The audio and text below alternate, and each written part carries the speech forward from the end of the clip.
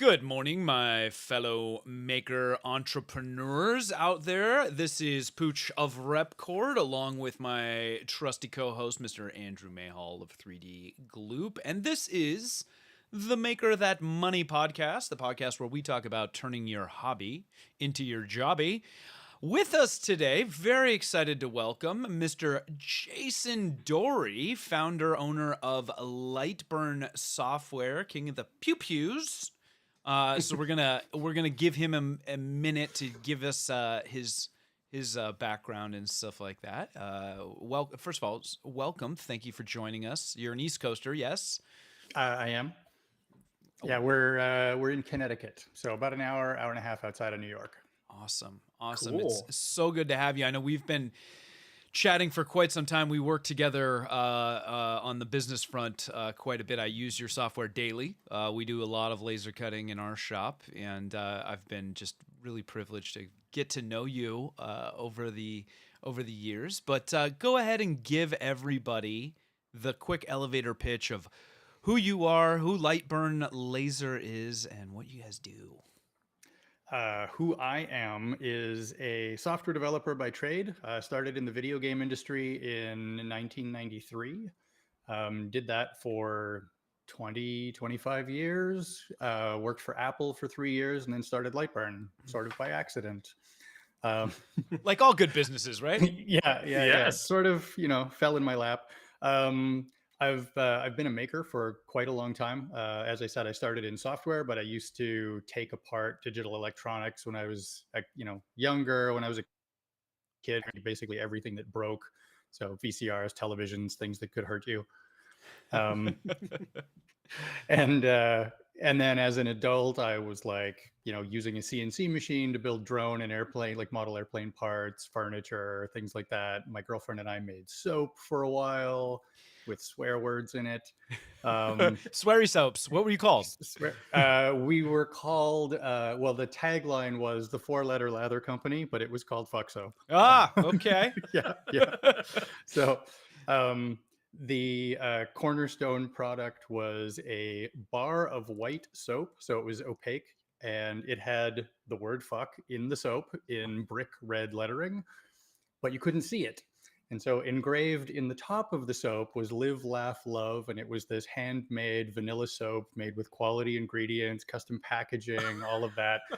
And we would sell them to, anybody who had like super conservative family members, of course, or uptight coworkers, things like that. Gosh. You were trolling with your own design. It was fantastic. Physical trolling. Yeah, it was great. Wait, I'm sorry. What was the tagline? Live, laugh, love. Live, laugh, love. But no lather. I mean, as the alliteration master, well, you have to have lather in the there. The tagline of the company was the 4-letter lather company. That's right. And okay. So yeah, but we actually had to change our name to Bard Soap, BAR''D, and we used Shakespeare on the logo because we almost weren't allowed to attend a vendor fair in San Francisco because of the name. They were going to print it in other printed material, and they're like, "Yeah, we can't have that name there. Sorry." Censored again. Listen, as many makers can attest to, first of all, you sound like quite the Renaissance man, quite the jack of all trades and whatnot. Like many of us had other entrepreneurial ventures in the past. I think you mentioned to us offline earlier you were a DJ as well. Is that true? Yep. Yeah, that I started. Oh man! What's funny is the guy who is now my business partner. He basically handles day-to-day operations. He was the guy who got me into DJing. So he had a mobile DJ company with my roommate and a third friend of theirs, or ours, I guess. Okay. And I got into helping them set up, tear down, roadie, sound check, stuff like that. And then one day we're doing like a school dance or like public function of some kind. And he's like, "I want to dance. You play for a while." And he just left. And I'm standing there like, figure it out. What do you do? And he's like, "Yeah, you watched me on it. You'll be fine." Got this. That was it. So, trial by fire, disco fire. Yeah, I love it. Yeah, pretty much. So yeah, I was not a great DJ, but decent, passable in the Vancouver rave scene in kind of the mid to late 90s. And amazing. So. What a great story. So again, welcome. We're going to pause for a second. We got to do our little housekeeping, our calls to action. First of all, Thank you to everybody tuning in live. We, if you're listening back after the fact on any of the podcasting platforms, we do record live 9 a.m. Pacific just about every Friday on YouTube. That's a great way to interact with us. If you have questions for us or for our guest, feel free to hammer us with them in the chat. We also have our call-in line for brave souls that want to call in and actually chat live with us. We welcome your opportunity to give you the opportunity to do so. That is up above. The link above my head on the screen, it's repkord.com/MTM hotline if you want to call in.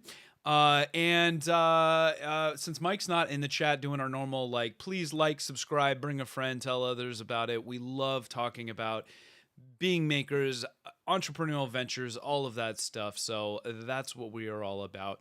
Andrew, we haven't given you a chance to say hello to the people this morning.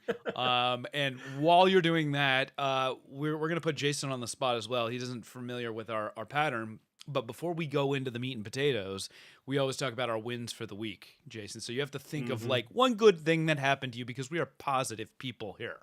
Okay, we talk about positivity, right? So I'm going to make Andrew go first, like I always do, because he knows I love putting him on the spot. And then you're going to have to tell everybody something good that happened to you this week, okay? Andrew, how are you, my friend? Has it been another good week for you? I'm doing great. This week's been fantastic. Feeling super energized. Kind of sad it's Friday. I wish there was a little bit longer in the work week left, but he wants more work week. Yeah. Said no one ever.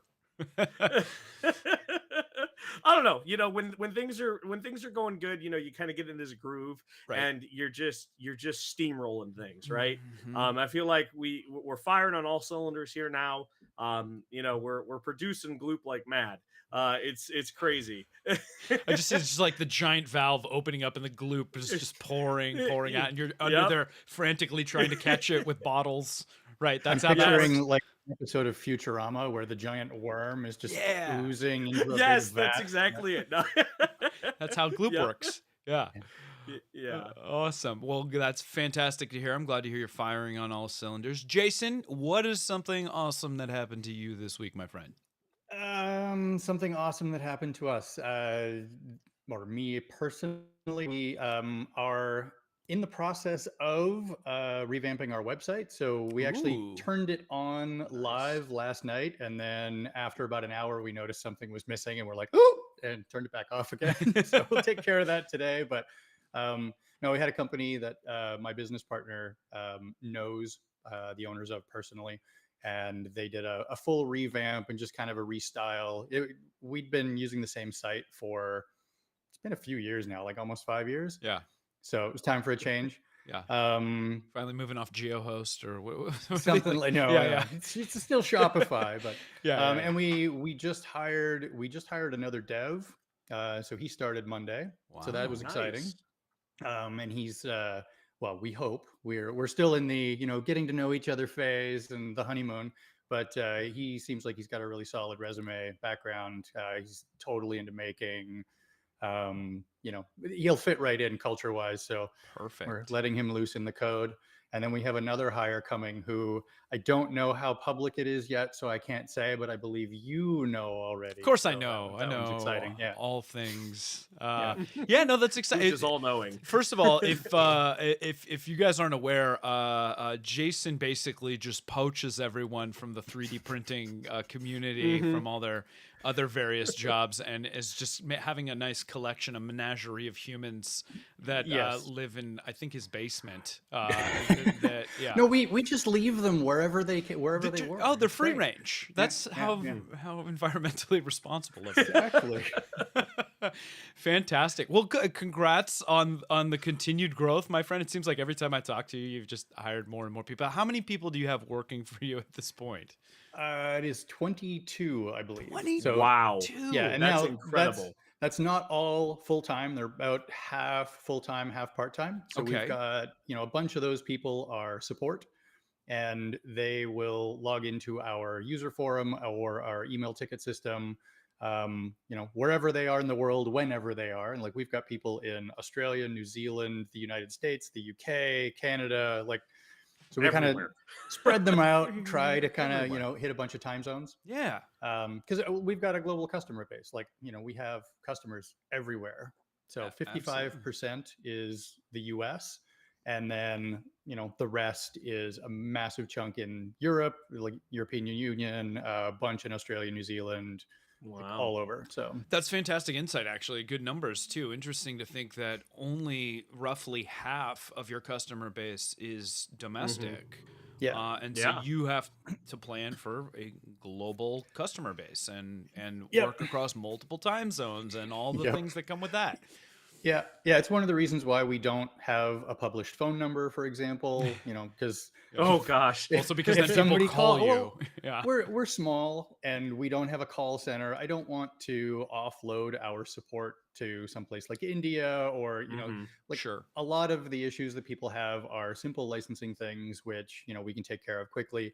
But then the other half of support issues is, I've got some really weird, issue with my machine. It's not homing properly, or this is happening, or that's, whatever. So you kind of have to have some technical chops to answer those questions. Yeah. And I don't want people stuck on the phone with somebody who doesn't understand the hardware, doesn't understand the language, maybe. Yeah. Okay, I want to pin that because that's a big question I've got, and it's a common one where it's like, your product is the software, but inevitably nobody knows where that line is. Right. And so people are going to ask you hardware questions and expect some degree of support, and so the responsibility for that. So let's pin that, though. I want to come back to that.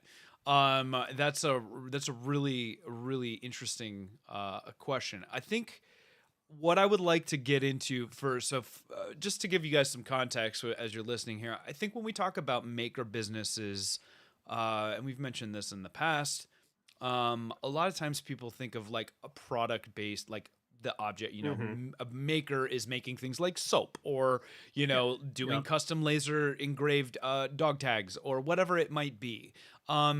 We haven't really gone into what it's like to create a software product before, which I'm really interested in. I have a background in software development, not nearly as in depth as Jason. I didn't know that. Web development. And I got out of the game. I just couldn't handle sitting in front of the computer as much as that seemed to require. Got to get out in the shop and start making, right? I love working with my hands, man. I wanted to make. So, you've talked a little bit about your background. I'm hoping maybe you can give us the origin story of LightBurn Laser and building a software company. The background of the software itself is pretty straightforward. I got a laser around the time that Glowforge was doing their Kickstarter. I was actually signed up for the Glowforge Kickstarter. Had given them my money, and waiting patiently. They slipped their first ship date. I think they were about to slip their second ship date. And then I found out that the software was cloud only. And I wanted to be doing stuff in my garage, kind of crappy connectivity, that kind of thing. So I was like, no, that's not going to work for me. So really quick, let me hold you there. For those who aren't familiar, the Glowforge is a desktop-based laser cutter that came online a couple years ago now, but maybe one of the 4 or 5 years ago. Yeah, so it's a small 40-watt CO2 laser and fairly popular one out there. Okay, so continue. You started with that Kickstarter. So I was about to get the Glowforge when I found out they were missing their ship date. And it was cloud only. Their whole software stack was cloud. And so I don't like that. And it's one of those, I had a Replay TV. I don't know if you remember the predecessor to TiVo. Yeah. They had all kinds of legal problems because they had commercial skipping and advertisers went after them and basically sued them out of existence. And as soon as their servers went offline, you had a very pretty brick. And so having that as a Yeah. What's that? Yeah. I'll put that So with having the collection of others. Yeah. So having that in the rearview mirror when Glowforge said, cloud only, like, will not work unless it's connected to the internet, I was like, yeah, no. Mm. And so We don't play that. I bought an eBay red and black machine, which would now be an OM Tech machine. Mm. And I don't even think they were called anything at the time. It was like Kehui. It was probably directly from the manufacturer. Right. But it came with RDWorks, which, as you know, is fantastic software. It's extremely functional and not very well translated. Ladies and gentlemen, this is called sarcasm for those who aren't aware. It's hard to give them a hard time because those machines were intended for kind of manufacturing, Right. industrial use. Mm-hmm. The software was written, probably 10 years ago, and it was meant for that market, not for home users. Right. And for what it does, it's very functional. It does the job. It's pretty stable. So I didn't really have direct problems with it other than usability issues. Mm-hmm. So you could only undo 10 deep. You could only group like 1 level deep. There were a bunch of other things that I, didn't like about it. Lots of hotkeys missing. You couldn't just drag and drop stuff in, things like that. So it was primarily usability issues. And it looked like it was written for Windows 95. Yeah. And so my girlfriend, who's also a maker, I tried to show her how to use it. And she's a graphic designer. She's used to Adobe products and things with polish and panache. Mm-hmm. And she looked at it and was just like, what the actual hell is this? Get me away from this. Nope, the hell out of there. Yeah. So I, being a software dev, started pulling at threads and just like, how hard would it be to actually talk to this machine myself? And it's not documented at all.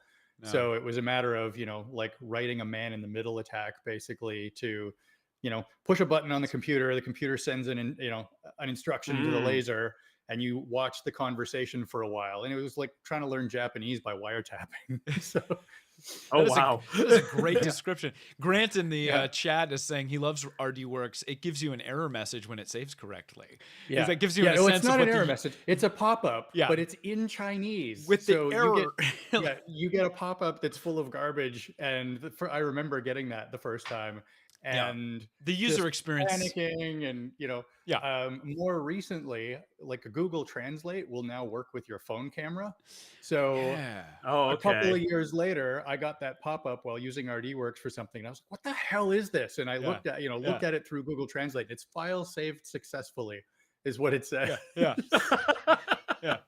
But it's it's like that old saying where somebody says, the world is hard, so make sure that you tell the people who are close to you that you love them, and so on and so on. But the world is also scary and confusing, so you get them at the top of your lungs in German. Kind of similar. So that gives you guys an idea what the user experience is like, or where it was. And you bring up a good point for a lot of these things that are rooted in industrial tool sets. Very bare bones. Wasn't even written necessarily with like the English speaker in mind. No, it was not written for the English speaker, or even, arguably the end user or the novice user, I should say. A lot of our customers are hobbyists, small business owners, mom and pop types, the kind of person who would buy a Cricut or a Silhouette cutter or a Glowforge or whatever. And not everybody is tech savvy. We get people who are like woodworkers who are now retired, and with the recent surge of diode lasers and smaller laser cutting machines becoming available, these people are looking at, hey, I can put my maker's mark on the corner of all of the pieces that I make, or engrave the pens that I turn, or whatever. Right. And those people aren't technical. Not in this way. Yeah. And so something like RDWorks, as functional as it was, is just not user-friendly for that user. And we were trying to come up with, something that was, or I was trying to come up with something that my girlfriend could use and not hate. Yeah. Well, and so like every good entrepreneur, you saw opportunity and you said, I can do better. And I was thinking maybe I could do better, but it was an open question at that point, okay. and it was just, I wonder if I can. And I started doing it, and I started posting about it. And over time, like, this was initially just a thing for me. Like, I had no idea that it was going to be a commercial thing at any point. It was just, Mm-hmm. one more of those things that I do for me. Mm-hmm. And I was posting out in a bunch of groups on Facebook, and people started like, "What are you going to do with that? That's really cool." Yeah, Like, yeah, and yeah, yeah. you know, and as soon as that started happening, I was just like, maybe we have something here. And people were asking, does it have a Facebook page? Do you have a website I can Yeah. follow? Anything like that? And I'm Yeah. like, no, but that's a solvable problem. Yeah. you know, Came up with a name, formed a company, and I think it was my first code commit was April, and we started selling January of the following year. So it Okay. was like 8 months And that was of what year? 2017. So, well, 2017, I started coding. I got my first laser February of 2017. I Uh-huh. started coding in April of 2017. We started selling January 2018. Yeah. So Wow. the what I love about the laser engraving cutting tool set is it's novel enough. Like it opens up like a new realm of things that you're not easily able to replicate in other ways. Like some things, yes, Mhm. like you can you can CNC some stuff, but there's limitations to that. But conversely, there's limitations to laser cutting as well. But cost of entry, ease of getting into, especially when you've now given the world this software package that is just way more tolerable to want to work with. I can't tell you how many people I've talked to that just don't even want to touch their laser cutter because they hate RDWorks, or they were just like, I don't know. Like the user experience is so critical to the adoption, I think, of the tool set a lot of the time. Mm-hmm. And Yeah, it's true. It's interesting to me that I don't know. Again, maybe because these machines are born of industrial roots, that bringing it into more of a hobbyist consumer space has required, some of these things that just historically haven't been necessary of an industrial thing. As prices come down, as sizes scale down, things like that. I don't know. I mean, I think there's still a lot of opportunity. Obviously, you guys know you've been releasing improvement after improvement. What version of the software are we on currently? We're on, well, the next one, the one that we're about to release, fingers crossed, about a week and a half, 2 weeks, Okay. will be 1.4. And what's funny is we started, I think the first version that we actually made publicly available was 0.5. Right. And I called it version 0.5 because it was like, yeah, we're not even close to full feature parity with RDWorks. I know there's going to be some issues. The pricing was pretty low. We're competing with free. If you buy a laser that comes with RDWorks, Yeah. the consumer sees the software as free because they've subsidized the purchase of it with the purchase of the controller. Yeah. Right. Like RDWorks comes with the Ruida controller, and every other type of machine that we support is similar. Yeah. So there are either free options available, or one came with it, or whatever. So we've always had to be pretty competitive on pricing, try to be very fair with it, licensing model, renewal model, all of that. So, and yeah, we started with version 0.5, and then over time kind of kept adding to the features. And at some point we were like, why are we still calling it a beta? And, Yeah. you know, Well, to some extent, I think that's a really good strategy on the software side, because it sets a tone with people to understand like where the software is in its life cycle, right? Yeah. Now, what's interesting is, while you might have started with 0.5 and you're only at 1.3, as I recall, you've released pretty like, well, one, your release schedule we release is fast and furious, which I Yeah, love. compared to a lot of software, yes. Like, we do major releases now slower than we did initially. Early on, we would release like once a month, twice a month, something like that, like once every couple of weeks. That was actually fairly normal. Yeah. And now the major releases tend to be like once every 2 or 3 months. But we do minor releases, patches, bug fixes, that kind of thing, anywhere from a couple of weeks, a couple of days to a month, depending on how serious it is. Like after a major release, we support such a wide range of computers and lasers and workflows and all of that. Like it's realistically impossible for us to test every conceivable combination of everything. Right. And, software is complex and there are side effects and so on. And every once in a while, something slips through in a combination that we didn't test, or somebody hits some use case, somebody somewhere is like, oh, well, I use lead in with ramping and perforation mode and so on and so on and so on. Right. And that Sure. broke. And it's like, okay. Didn't try combining all of those variables. Yeah. Yeah. So we have that combinatoric explosion working against us. And whenever something like that happens, we try really hard to fix it as fast as we can and get, the patch out quickly so that people aren't impacted. Like I personally hate seeing, somebody say, oh, it crashed, I lost 2 hours of work. Like I know what that feels like. Yeah. And, so we've got things like automatic backups and whatever. We just try to be very responsive with bugs first and foremost. And then feature requests, shortly after that. Like it's one of the things I think makes us successful as a software company is we're responsive. We're not out of public reach. If somebody has a question, a bug, a request, whatever, they can reach us. Like Right. we can be found. You can have a conversation with me on our website. Like, yeah, I have that kind of thing.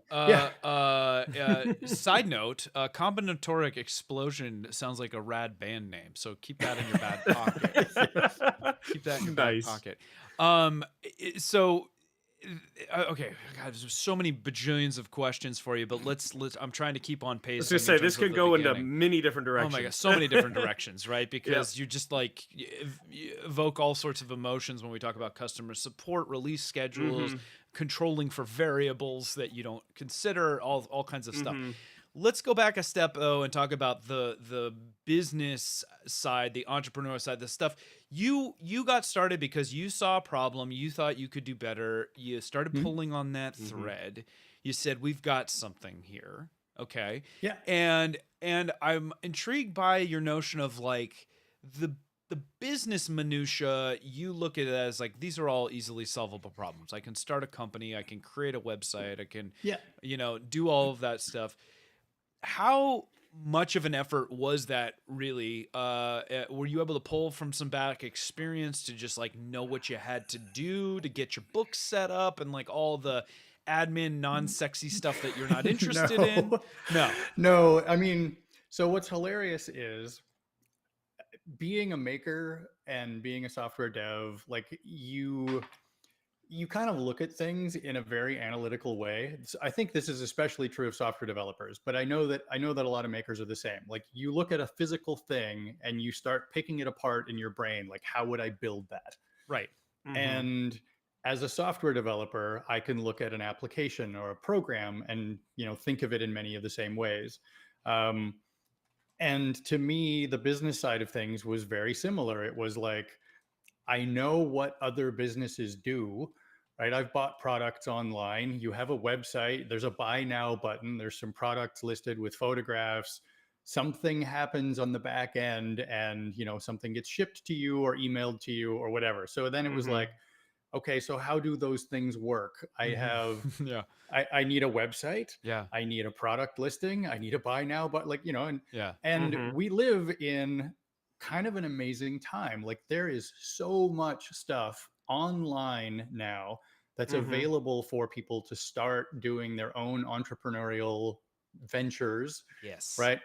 And so as a company, we use a website called Shopify that is an e-commerce platform, kind of like WooCommerce. There's a bunch of others that exist that are similar. But Shopify had very, very nice tiered pricing. So if you are Joe Schmo who doesn't have anything yet, no money in your pocket, no, strong financial backing or anything like that, you can get a Shopify site for $30 a month. Yeah. And they provide templates and themes and all of that kind of stuff. So you take your product shots, you create your listings, and it's all through a web UI. And very quickly, you can have a website up and running that's reasonably professional looking. Yeah. Now, my girlfriend is a graphic designer. That helps. But that wasn't like the only thing that would differentiate me from any other person doing it, right? Like you can find people on Fiverr to do you a logo or Sure, whatever. There are also companies like Sendowl is one that we used. They do email product delivery, and that integrates. They have a plugin with Shopify. There's tons of plugins for Shopify for all kinds of things like running your own events, selling products with customer specified variations like sizing, color, customizing, right. all of that kind of stuff, right? So to me, that was half of it. Like I need a website. When the customer says buy, it sends me a notification email. I'm a software engineer, so I wrote a program in Python that just scraped my email every 5 minutes. And every time an email came from Shopify, it's like, what did they order? Oh, they ordered a G-code license. Cool. I know what that is. And it would create a G-code license and email it to them. And that ran on my desktop. Automation for the win. Yeah. I love it. Yeah. So like we didn't even have a server. We just had like my computer stayed online, and every so often, like I'd get a notification on my watch and send an email to my girlfriend like, hey, go push the button on my desktop. That's the order processing script. Yeah. Yeah. And then I, turned that into a cron job that just ran every 10 minutes. God, I love a good And cron then job. Yeah. Eventually it became a Raspberry Pi, and now it's actually its own server. Like we have a server somewhere on DigitalOcean, but like DigitalOcean, Amazon Web Services, like those things did not exist, God. 10 years ago. Well, we talk about minimum viable product all the time in terms of like, you hear the cliche, like just do it, just get started and all that stuff. And we use Shopify just like you. And I'll tell you something, as a former web developer who made hundreds and hundreds of web pages, websites, e-commerce platforms, Amazon integrations for other companies, it almost like stole a little bit of my soul to just like use an out of the box thing. But it's like the best decision I ever made, because I also know, having come from the DevOps world, like I don't want to deal with like maintaining the server updates. We call that security we call updates. That the SEP. It's someone else's problem. Someone else's problem. So you're trading a little of that control, right? Yeah. But it's like I want to get this website up today, because I went down the road. You talk about doing makers, all that stuff. Yeah. Right. Yeah. The right tool for the job is the thing that goes across the board for everything, right? Like I'll have software people ask me, what's your favorite programming language? And I'm like, whichever one I need at that moment to do the thing that I want to do. Right. Right. So, if it's Python or JavaScript or C# or C++ or Swift or whatever, I don't care what the language is. It's, does it do the thing that I need it to do and do it relatively quickly? Like LightBurn is written in C++. It's compiled. It's close to the metal. Yep. A lot of the stuff that we do, for tools and pipeline stuff and automation is Python, because it's fast and it's easy to work with. And, so something like Shopify, like, am I capable of creating an e-commerce website from scratch? Probably. Do I want to? No. Yeah. What do you want to spend your time doing? What, what's getting you most of the way there already? It's very well said, and it sounds so obvious to hear it articulated that way, but you'd be surprised how many people die a death of wanting to, learn the latest whiz bang thing because they think it's going to be the best. And I got it all the time as a web dev too. People are like, why aren't you using, I don't know. Yeah, there's another saying, Python, blah, blah, blah. Perfect is the enemy of good. Perfect is the enemy of good. And it really is. And, so if you have something like Shopify that's going to do the job and get you 90-95% of what you want, if getting the 100% of what you want is going to take you 6 months, and getting the 90 to 95% of what you want is going to take you 6 hours, I know where I would spend the time. Right. Absolutely. Right. Well, and distilling it down to like, what is the problem we're trying to solve? And then I would add, like, how close is that to a critical business function, right? Or a revenue stream even, right? Like investing your time and energy in that isn't really going to garner results in the same way that your automation script has. You have to be flexible with your requirements to a degree. Like if you look at something and you say, okay, here are my absolute drop dead, I must have these features. Right. Then you have a list of these would be nice. And then you have a list of, these are, meh, if they're there, cool. If not, whatever. If you get everything but one of your absolute drop dead features, then you really look at it and you're like, do I really need that? Like, or can we get away with it being a little different? Does it add a little bit of user friction? Does it add a little bit of time? Is it a little more money? Anything like that. If you're flexible and you can find something that's 90% of what you want, but that 10% isn't quite there, but that's reasonable, go for it. Like, spend the time somewhere else, focus on your product, focus on whatever else, right? Like, it's not worth obsessing over something that small. Yeah. Well, and you can always potentially come back to it. We talk about, we've got endless amounts of technical debt we've borrowed against in various areas. And you've mentioned now, like, you're at the point where maybe it's time for a website, refresh, and you kind of attack those problems as needed. So well said, my friend. Let's switch gears a second. I want you to talk a little bit about having done product in the past, let's say your soap business or something like that, and moving to like a software-based product model.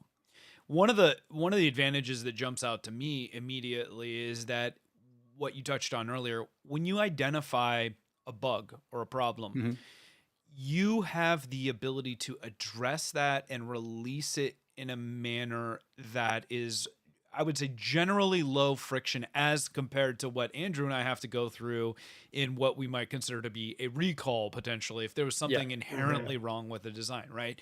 And so obviously really nice that software exists in the ether in that regard, and that you have product portability in a way. Over the air updates. Over the air updates. Sure. Yeah, it's funny actually. You said the word recall. Tesla, as an example, that I think right now the National Highway Safety Institute or Safety and Transport Authority, NHTSA, has a recall notice posted for Tesla because of something to do with their autopilot mode. But Tesla doesn't do physical recalls. They don't have to unless there's something physically wrong with the car. If it's a software issue, it's just they send out a patch. So NHTSA still calls it a recall, but 2 days later your car is recalled and fixed, which is kind of great. And we're in the same boat. Somebody will send us a bug report like, I import this SVG and it doesn't work. It's scattered everywhere. It's broken, whatever. We can find and address the bug, run it through some regression tests to make sure we didn't break anything else, because software is whack-a-mole. And then boy howdy, and then put out a patch, and the software itself checks one of our website or web services. So end users who are out there in the wild using it will get a pop-up once a day saying, hey, there's a new version of LightBurn. Would you like to download it? And, so we can push that out to people. But yeah, we can fix things really quickly. We also don't have to maintain physical inventory. There's no physical shipping. I mean, we have products that we do sell physically, but it's a small enough space that we can keep it in, a family garage. Secondary. Yeah. It's in support of the software. Exactly. So, so we've talked about a benefit. Now, what would you say the flip side in terms of like maybe additional challenge that you have as a result of that model, as opposed to a product-based model, a tangible product-based model? Expectation is a big part of it. So users expect updates. If you go out and buy a microwave, you expect to take your $100 and exchange it for the microwave, and that's the end of it. Right. If the microwave breaks, maybe you take it back to the store and you tell them, hey, dude, what the hell? This broke, and they replace it or they repair it, assuming it's under warranty. Right. But generally speaking, you buy the product and that's the end of it. Software, you buy the product and you expect regular incremental updates, bug fixes, changes, patches, new improvements, features. And there are users out there who get really upset that we charge for Oh, feature upgrade, feature updates beyond a certain sure. point, right? Because they expect, oh, this should be free for life. And it's like, Oh my, the and entitlement is strong with yeah, many. but it's Yeah. there is, at least to a degree, that expectation that software developers have put on themselves by doing that in the past. Like companies have, as an example, Vectric Aspire. If you buy Vectric Aspire, Yeah. it costs a pretty penny. I think they're, $2,500 or $3,000, somewhere in that Yep. range. Yeah. But you get updates forever. Now they're charging $3,000. Maybe they can afford that. We don't, and we can't. It's a different model. And there are other companies like, Adobe, Illustrator, for example. They are now subscription based, and so you pay your $60 a month or whatever, and you're always on the latest and greatest. And Autodesk Fusion is similar. So people are kind of used to having that constant update. That's expectation's a really good point. I wasn't actually expecting you to say that, but it's funny that you put that out there. I think the takeaway, regardless of what your business may be, guys, is that you're gonna always come up against people with varying expectation, and there is absolutely no way to make everybody happy all the time. So I think you can head a lot of it off by being as clear as possible about what your policy is at the point of purchase. Obviously, things change. We are in a world now where we have moved away from perpetual licenses to more of a subscription-based service thing. Love or hate that. Obviously, there's merits to both. It's interesting aside, I did a cost analysis because I bought like the Adobe Master Suite like over 12 years ago when it was like on CS2 or something like that. And I dropped a ton of money at the time when I was doing web dev and stuff. And really, I only needed it for like, Photoshop and some Flash and some Premiere editing and stuff like that. But of course, you get all the rest of it with it. And I used that thing into the ground. Like I was very resistant to the notion of like, because I wanted to maximize my investment. But when I looked at the $1,800 that I'd spent at the time, and then I spread that cost over the course of the however many years I was using it, and then looked at what they're charging now for the Creative Suite subscription, it was almost a wash still. And I was just like, oh, I could have been on the latest greatest, but we as consumers don't necessarily like, we want to believe we own these things, right? Yeah. Well, and you're not thinking like 10 years ago, you're probably not thinking, oh, I'm going to use this for 10 years. No, I certainly didn't. You're looking at it like this is $1,800 in, 10 years ago money. That's not a small chunk of change for an average person. Right. Like, Aspire, I bought Aspire. I used to have a CNC machine, and I purchased Aspire. And that is like, I started with Cut 2D and then upgraded to VCarve and then upgraded to Aspire. So, in the end, they ended up getting a little bit more of my money because the upgrade price has a tack on, like, right. But was it worth it? Yeah, I still use it. I still have it. Yeah. I occasionally use it for, making STL files or like height map images or engraving stuff or vector prep or whatever. And I do a lot more of that in LightBurn now that LightBurn exists and I have control over it. Yeah. But for a long time, if I needed to convert a DXF into an SVG or something like that, I would use VCarve or Aspire. Yeah. Yeah. So tell us what your current licensing model is, and then how you guys decided to end up there. So go ahead. I wanted something that wasn't a subscription, but I also recognize why subscription models exist. So there's this pull, between what the consumer wants and what the developer wants. Obviously, the developer wants money. Obviously, the consumer wants value, right? So as a consumer, you buy the product, you want it to be yours. You want to be able to use it because you've paid for it, right? And so I mentioned a microwave. You buy a microwave, you expect it to just work. We wanted to be similar, or I wanted LightBurn to be similar, where you buy it and it's yours. Yeah. Now, similar to the microwave, if a year from now, GE comes out with a new model and it's got a bunch of new whiz-bang features, Yeah. there should be a path to upgrade. And so with LightBurn, because people have this expectation of updates and bug fixes and so on, we include that for a year with a purchase. Mm-hmm. And then after that, you can renew, and the renewal is only $30. It's not the same as buying a new license. So you can choose to renew whenever you want to. If you've had a LightBurn license for 3 years and you've never updated, and then we release some cool new feature that you have to have, you can renew at that point, and it adds a year of updates from that point forward to your key, and you can download and enjoy. And but I wanted the user basically, if they choose not to upgrade, they can continue to use the older version. Yep. Yeah. The way our licensing model works, basically, you have the point at which you purchased.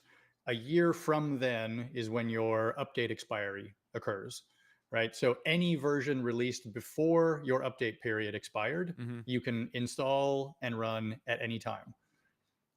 So it's not you are locked into whatever version you had when the key expired. It's if there were 6 versions released after the one you've got, but before your license expired, you can download any of those at any time and install them, and you can go backwards. Like if there's a bug somewhere in there that you got stuck with, you can back up to a version before and install that. And we wanted to give the users at least a reasonable amount of flexibility.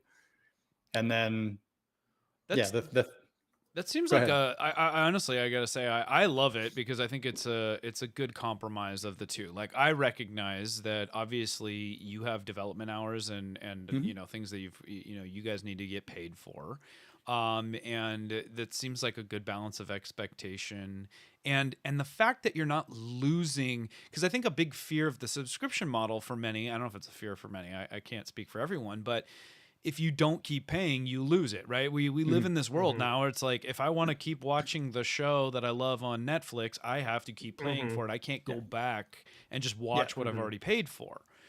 Andrew, what's your feeling? You've had background in hardware, software, and stuff too. Like, is that fair? Is that a good balance of things? Like, what would you like to see as a consumer?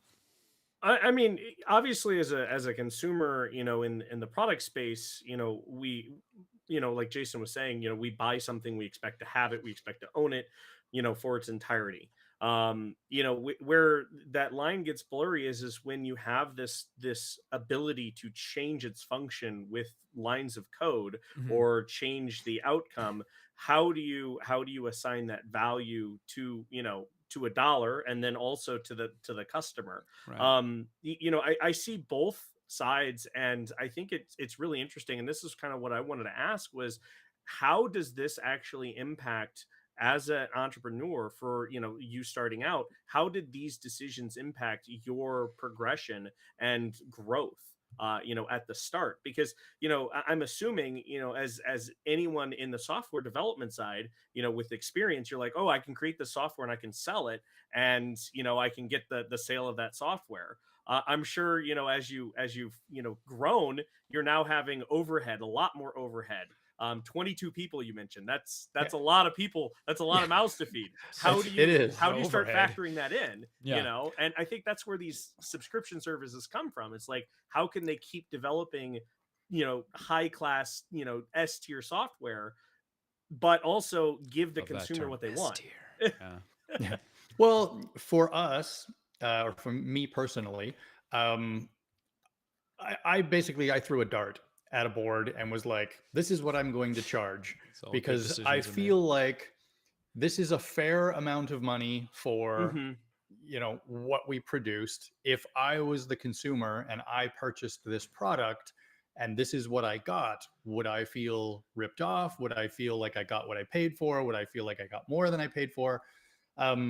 My video game career, I worked with a bunch of people who were very strong on the under promise and over deliver model of things. So we would be doing product development under contract for outside companies, and we would always have something kind of in the back pocket that was ready to go that we could just turn on, where if we slipped on a feature that we had promised to meet for a particular milestone, we always had something else that we could just like, oh, well, we didn't hit that one, but Look we over added here. this Look over here. instead. and Mhm. and you'd be amazed at how far that goes. Like, Oh yeah. as a customer, if you get something perceived for nothing, you feel like you won. And so part of the way that we price things and the way that I've arranged our whole business really is, I want to dangle the carrot in front of the consumer, like, hey, there are a bunch of new features coming. You should really have these. These are awesome. Mhm. And, encourage them to pay us for those features. But at the same time, we're not a subscription model. So unless we deliver something that the consumer wants and something that adds value and gives them a reason to continue renewing, we don't get more money. So it keeps us honest. There's a nice balance there. And I wanted that Yeah. for our company. I also wanted to make sure that we were charging enough to pay our bills, to pad the buffer a little bit in case, the world implodes, like what happened with COVID, or, Sure. like we have some buffer cash in the bank. And, that gives me some peace of mind. Like, if there's another problem with shipping, if there's, a bunch of manufacturing shortages like we've seen, Mhm. those things can happen and they will impact our sales. If nobody's selling lasers, we're not selling software. That's a good but point. Yeah. but if those things happen, that buffer cash lets me pay my staff, continue to pay our bills, and gives us a cushion to sort of land on. Yeah. S- So it's interesting because you bring up a really cool point. Your software is a component that works with another device. It's Mhm. something that you have Companion. no control over, Oh. and you're not manufacturing these controllers. So at any point in time, if there's updates to these controllers in the hardware space, I'm assuming there's some risks that you guys are having yeah. to take internally. Like, what happens if like these controllers are updated and we can no longer access for these newer machines, or Yep. or something of that. So I'm curious, if you could share kind of a little bit of how you guys do some of this planning, because as an entrepreneur, we always have to You're do some assuming threat that I do that analysis. planning. Okay. No. Fair. That's we do. We recognize that those things are possible, first of all. For any device that already physically exists. So, for example, Pooch, you've got a Ruida controller, I'm assuming, somewhere. Multiples, yes. That And a backup one. hardware isn't cloud-based. You very Sure. rarely update the firmware on it unless there's a significant reason to do so, right? It's kind of a toaster. It just works. Yeah.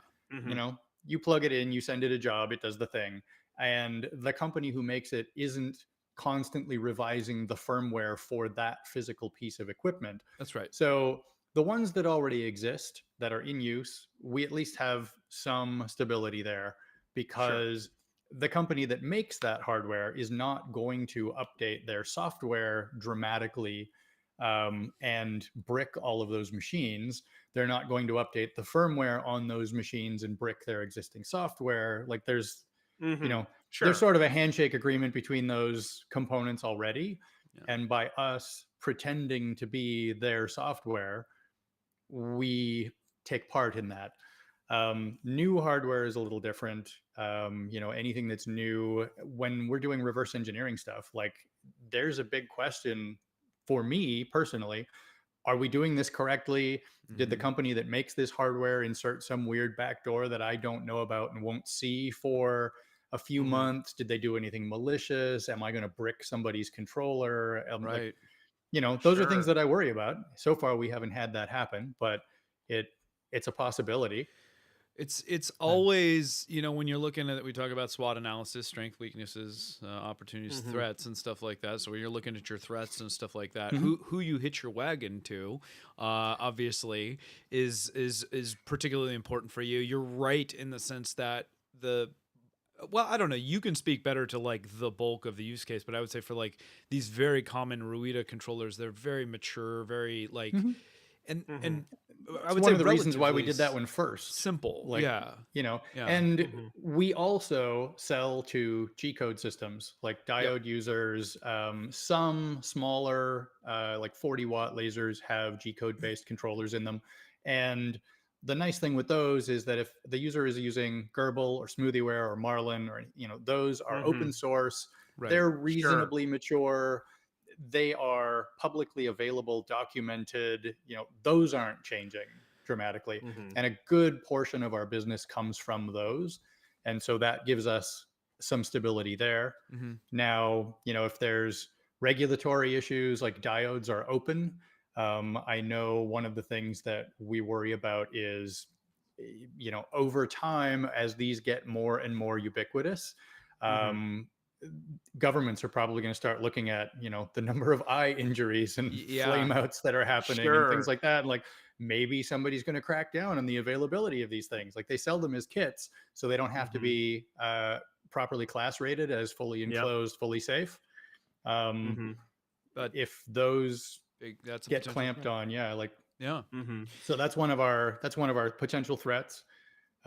Growth strategy is interesting looking at this, because it's like, this is I think you're in a great industry where it's like there's more and more people getting involved every day. And you talk about, there's kind of two classes of user, and I can understand why you're seeing a lot more use on the diode. The barriers to entry on the less expensive diode based laser systems are much lower, right?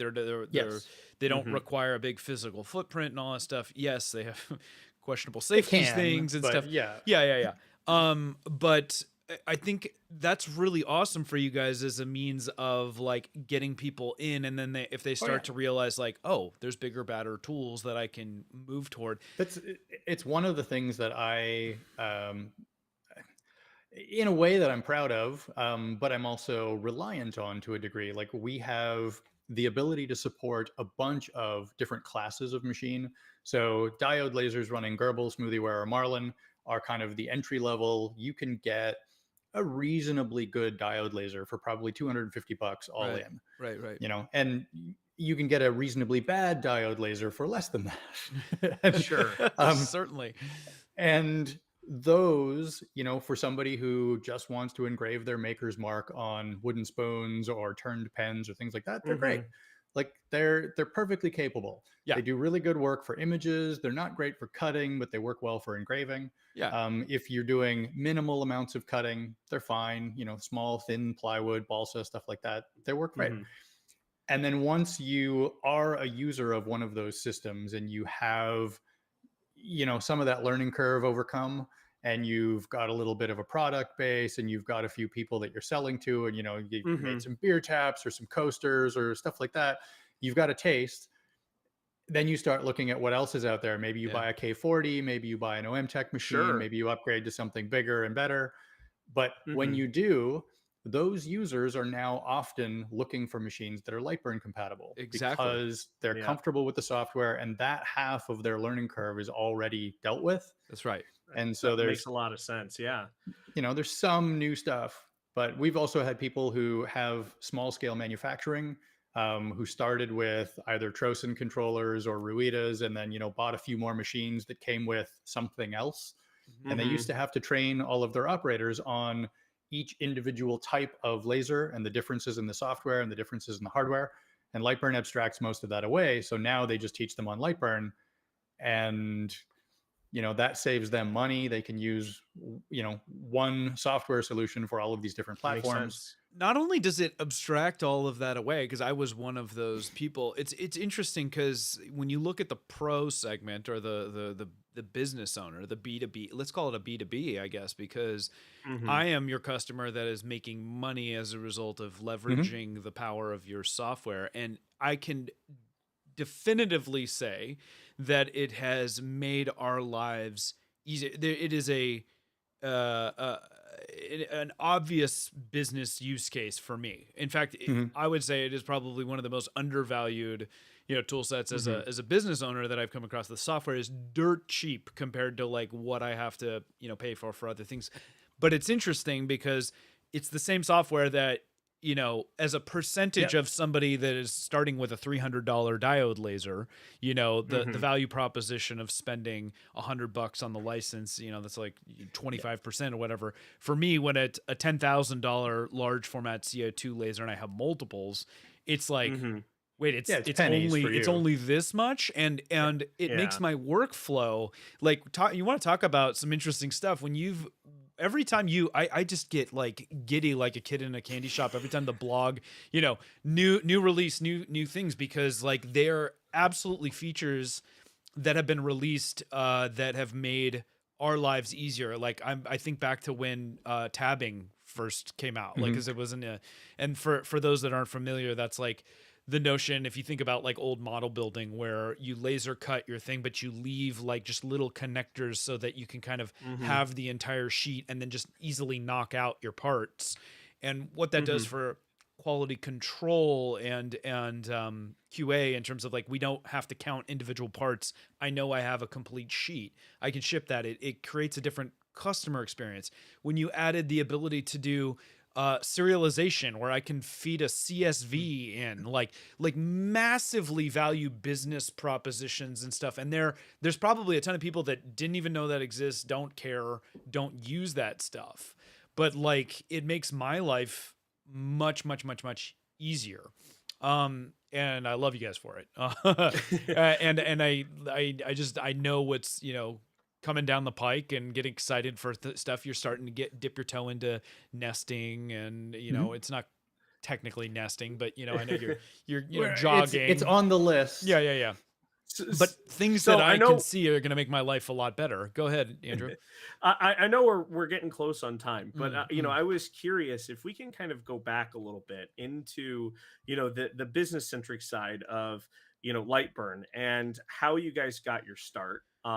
You know, and what you guys are doing to drive growth. I mean, you guys have done an incredible job, you know, kind of taking and building out the software, it sounds like, and making it ubiquitous in the lasering space. So, you know, what were some of the things that you could think back to that were kind of like the definitive, you know, pieces that helped you along the way? You know, things, you know, maybe it was a Hmm. move that you made, or Milestones. you know, models, or something that you did. Um, Um, there's a few things. So what's interesting for me, you said, how am I driving growth, mhm, as a phrase. Um, I'm doing the opposite in some respects. I'm actually trying to control our growth so that it doesn't get away from me. And I've had to do that more than a couple of times in our history. So early on with Lightburn, before it existed, you know, I mentioned that we had mhm. people looking at what I was doing and kind of, you know, oh, that's really Yeah, cool. What are you gonna, you exactly. know? And so initially it was not advertising, it was just posting on Facebook in social groups that were, you know, user support for lasers for people who already had that hardware. Um, then we had a website, then we had a product, you know, then we were selling, and there was a lot of early buzz and word of mouth and that kind of thing. So we, like, early on, I bought a couple of Facebook ads, didn't really find that they did anything. Mhm, So, you know, we had a Facebook page, we had our own news and blog thing where we could update, like, here's the new features that we've got. Um, we had Facebook support early, but it was just chaos. So we Nice. created a user forum instead because we can kind of manage the content. It's Google searchable. Right. So that makes it a lot easier for people to find answers. Um, the we've never done advertising. It's always been word of mouth, or I've formed not quite partnerships, but deals with companies like Thunder Laser, Boss Laser, Darkly Labs, Laguna Tools, AP okay. Laser, so on and so on and so on. All of these different companies who sell laser hardware. Some of them will include Lightburn with their hardware. Some of them include it as an optional add-on, but those companies are effectively doing our advertising for us in some 100%. respects, right? So we like to maintain a positive relationship there. Like, we're giving them something that's of value because it's easier to use than what came with the hardware Absolutely. initially. Sure. Um, And, in exchange, we are supporting their customers if their customers need support. In many cases, those companies have their own support. The customers will go to them first. But if they come to us, we don't send them away. We'll, and that's a big one for me. You mentioned earlier about sort of the line between where software and hardware is. People just don't know. Perfect. Yeah. A lot of the time, someone with a G-code machine will see an error in the console that came from their controller, and they'll say, LightBurn is telling me this. Why is LightBurn giving me this error? And it's like, well, actually, no, that's the controller, and we help them. Okay. And we've done tutorial videos, YouTube videos, things like that for how do you set up LightBurn on this particular type of diode machine? Here's your first project, get up and going, because not all of those companies have those resources available, or they don't have them, LightBurn centric, or maybe they don't have them in English, or, so we're trying to backfill some of the gaps there. But yeah, a lot of our growth has just been very organic and very slow and methodical, and we're just going to keep releasing new features. We keep doing the things that our customers want us to do, which is fix bugs, add features, and answer questions. And the rest of it pretty much takes care of itself. Like, as long as you don't do anything really stupid, you can grow a company. Sure. What's really great to hear, and I think we need to just repeat, and I want to be respectful of your time because I know we're going long, so hopefully you're okay for just a couple more minutes. But the sustainability piece, I've grown lots of companies out there, right? We're guilty of being overly ambitious with our forecasting. We fly too close to the sun. We have to endure corrections and stuff like that. You sound like you're more of a conservative individual where you're trying to build with some degree of sustainability in mind. You've mentioned having money in the coffers for a rainy day fund. You don't hear about that with business. A lot of times companies are overly aggressive with their cash flow and stuff like that because that seems to be the message that's sent. Oh, we can always, money is cheap. We can borrow, blah, blah, blah, blah, blah. But at the end of the day, I've had people ask me, what's your exit strategy? And my response is, well, I'm going to die at some point. Yeah. However I go. Yeah. we get asked this a bunch. Like, what did you make LightBurn for? What did you expect to get out of it? And I'm like, I made it because I wanted better software for my laser cutter. Yeah. What I expected to get out of it was a little bit of, personal freedom. I'm not working for anybody else now. I'm working for myself, which is awesome. I get to hire a bunch of my friends, which is awesome. I get to pay them well, which is great. Like, we have a fairly flexible work culture. People could just log in when they have time. Like all of our support staff, they're not punching a clock. They just tell me roughly how many hours they spent and we pay them. Right. People get profit sharing. Everybody full-time gets a 401k and health benefits, like that kind of thing. Like, it's awesome. None of this is rocket science. It's just, I wanted to make a place where I would like to work. And I've worked for companies that micromanaged and treated their employees with, like the careful eye on everything that they were doing or what they were spending and so on and so on. And I've also worked for companies where they were much more flexible, much more like, you hire people who are extremely smart, and then you either trust them or you don't. And I choose to trust them. Right. That's a great mentality. and I've worked for places that didn't, and I know who I want to work for. Sure. Right. And so we're trying to create an environment or a workplace where people actually want to be here and enjoy what they do and get paid reasonably for what they do, and can afford to take vacations and put their kids in school or whatever. Like, I love that your sniff test is one of empathy, right? And just trying to put yourself in the shoes of like, what's the company I want to work for? What's the kind of software model that I like and all that stuff? I mean, go with your gut. It's not hard. Well, like, you wouldn't think so, but it's really like, what's your exit strategy? Going back to that one, like, I didn't make a company so that I could sell it and get out. I made a company because I like doing this. I need something to do. Everybody needs a job, right? I've always said, I feel like I made a company because I feel otherwise unemployable and I don't like other people telling me what to do. So it allows me that. There's a bit of that too, but yeah, like I was quite happy working for other people for a very long time. Yeah. You know, I was employed by others for 25, almost 30 years. And Sure. you know, never bothered me. I mean, you know, from when I was 20. But you get to a point where it's like, you know, I'm working on products like when I worked for 2K Sports, for example. I worked on NBA 2K, the basketball franchise. Yeah. And that franchise sells like wildfire every year. Like they make money hand over fist. Sure. And the development and production team gets a relatively small portion of that. Yeah. And, you know, a lot of what's left over goes into supporting other projects within the company, goes to executive bonuses, goes to marketing expenses, so on and so on and so on. I want to make something where we cut down on all of that other overhead and we can distribute the, you know, the revenue to the people that are actually making it, not, you know, the people who are just So kind it of sounds leeching off of it. An employee. It sounds like you went with like a product first mentality. You wanted to build a Yeah. high quality thing, and then everything else was just going to build on top of that. Yeah. And as far as sustainability goes, just to stay on that for one more second, do you, as a metric in terms of like looking at how many, you know, a function of sales and then you say like, okay, we gotta bring on more people in a way that scales well with demand. What are your indicators for like growth in terms of like when you need to bring more people in? So we're short on the development side right now. I mentioned that we just hired another developer. Yeah.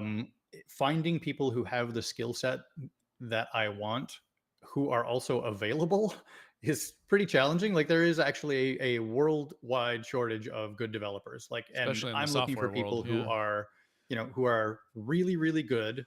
What some people might call 10Xers.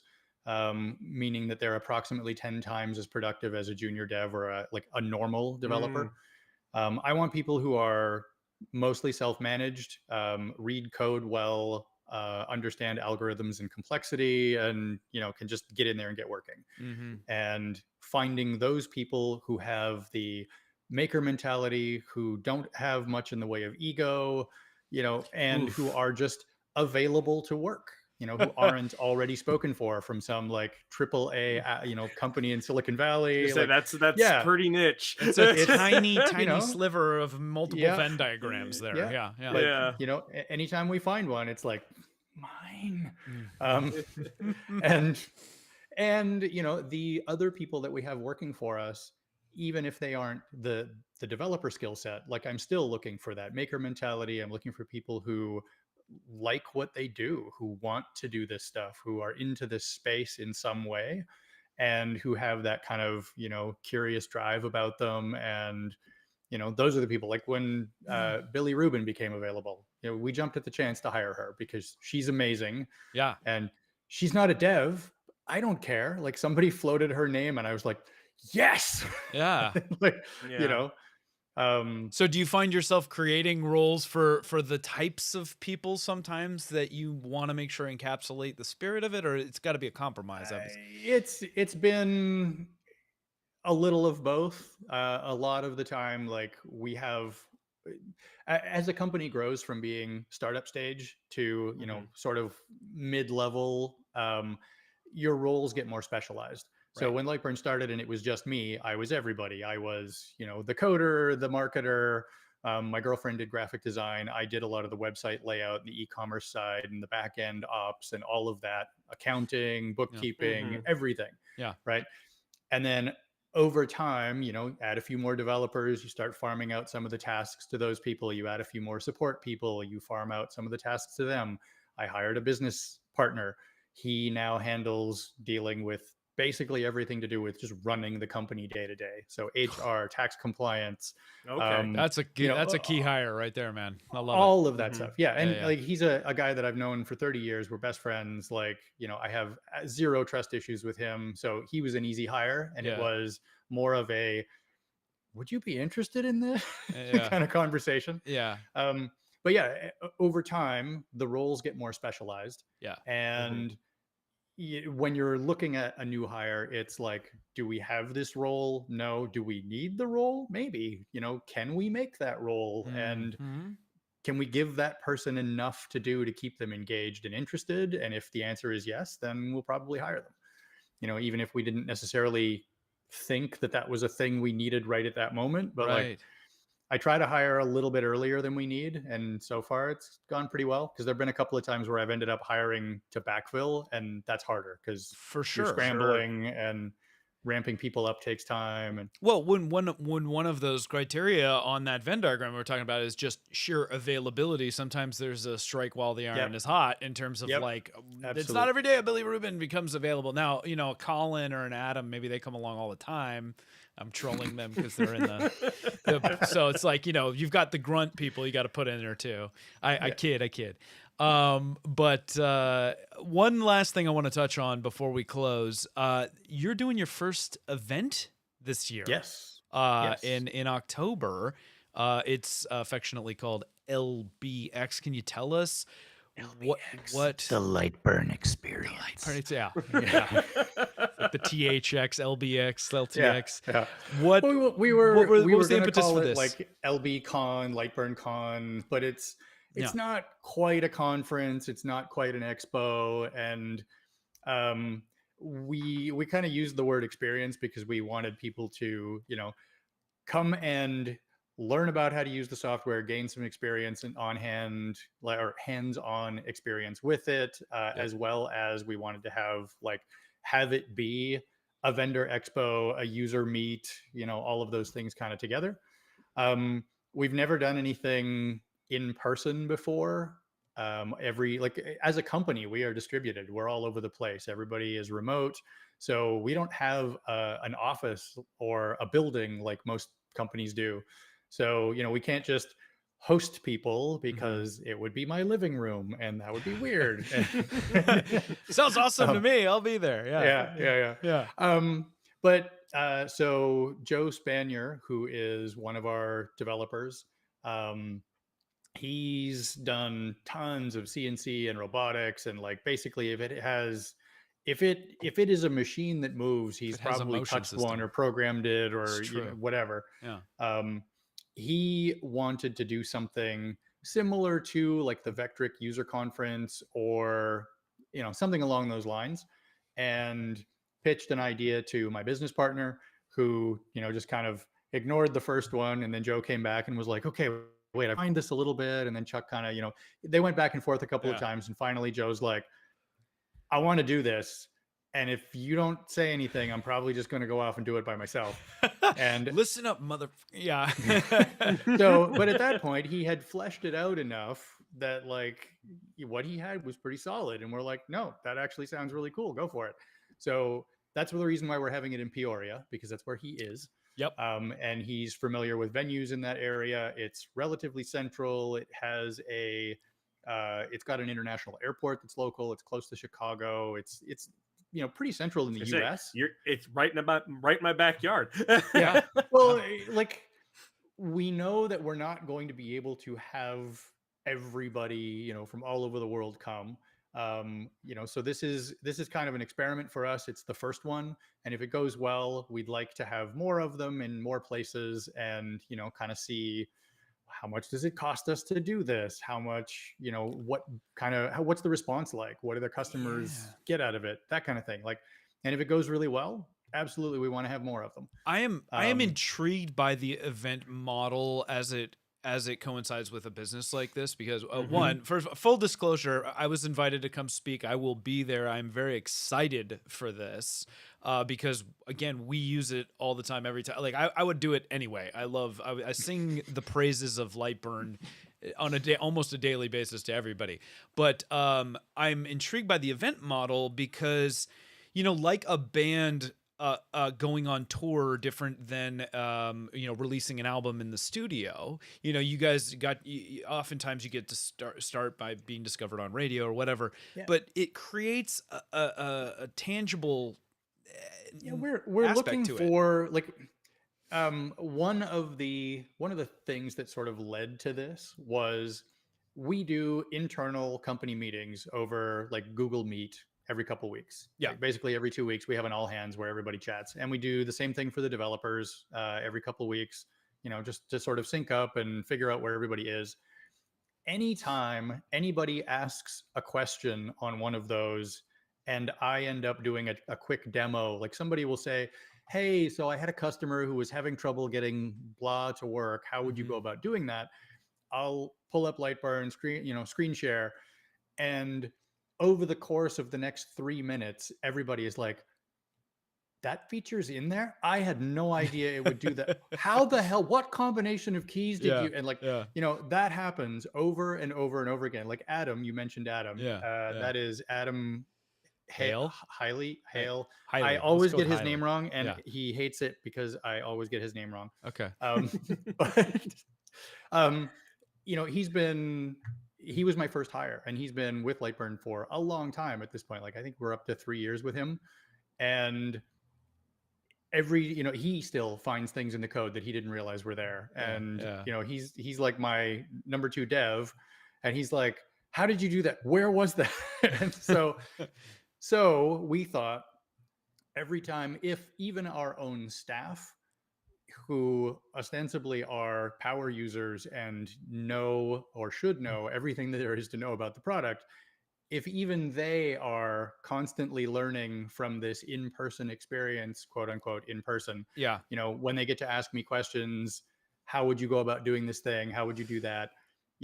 We figured, why not bring that same experience to the user, where, we can drop 50 people in a room in front of me and, have them pepper me with questions. And it kind of grew from there, because there's a ton of other people like yourself, like that mom with a laser, Hope Yoder, like the LA hobby guy, like Robert Kofed. There's a bunch of people online and, in various spaces who are doing kind of user training in the same fashion, who, they are power users. They have their sort of, pet workflows. And I think other people being able to see them and interact with them would gain a lot from that in-person interaction, for sure. And just being able to connect with other people who are also makers, maybe who are local to you that you didn't know existed. There's just something about an in-person thing with that human connection between people. It's one of the reasons why we keep going to the 3D printer festivals every year, because you meet people, you get to have cool conversations that are difficult to have in an online space. You can naturally pair off much more easily. Like there's all of that. I just think there's a lot of kind of intangible value there. And so we wanted to try it. It makes it real in a different way. It gives you an opportunity to connect names and faces and like you said, like just learning in person and having somebody show you something sinks in a completely different way. It does. And it's much more interactive, and it's much more organic. It's a lot easier to have somebody, if you will. Hence the name. My friend. So thank you so much for joining us. We could go on forever. We'll have to have you back at some point to check in, because I guarantee you guys this, knowing Jason and his team, that in a very short amount of time, like new amazing things come. Like we didn't even get into it, but like they just like and by the way, we added support for Galvo lasers. It was like an entire new segment. So if you're starting to see more and more people on social media now doing more of like the engraves on fiber laser engravers, and stuff, they're enabling these types of things, and kind of it's really cool to watch how your piece of software is kind of connecting the dots for a lot of people and starting businesses, and we really didn't even scratch the surface on that stuff. So I thank you for modeling what I would say is a great, business for your employees. Obviously being concerned with, making sure that you're sustainable and growth, and that you're taking care of your people, all just admirable things. Great to hear. I hope more companies follow your example in that regard. And we wish you all the best of luck. We'll be following along. We're big fans, and I'm excited, obviously for the experience, but obviously for all the releases that will be out, and who knows what we'll be talking about by October with, and we, by the way, we just added on, support for this, that, and the other thing. You make my life better on a regular basis, and I appreciate you for that. Are we dating now? You complete me. You complete me. Jason, man. you're awesome, dude. Thank you so much. Everybody in the chat that has hung with us, which is like half of your support staff, apparently. Thank you for My feeding biggest us fans questions. or my biggest detractors. Depends on the day. Yeah, for sure. We are really excited. We're going to be back next week with another great episode. We've got Sophie Wong with us. If you don't know who that is, shame on you. Go check her out. Amazing prop builder, creator, makeress extraordinaire. But I'm really excited to have her talking about some of her experience making product for movies and all sorts of other stuff. So that'll be a good episode. Tune in for that. And we look forward to having you again soon on our next episode of Maker That Money. Until then, have a fantastic weekend, everyone. Bye-bye. See ya.